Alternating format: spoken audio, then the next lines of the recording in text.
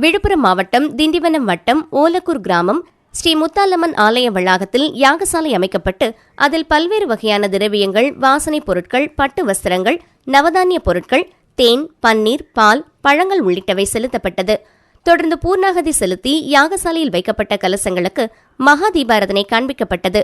தொடர்ந்து ஸ்ரீ தட்சிணாமூர்த்திக்கு பால், மஞ்சள், சந்தனம் உள்ளிட்ட பல்வேறு வகையான அபிஷேகங்கள் நடைபெற்றன.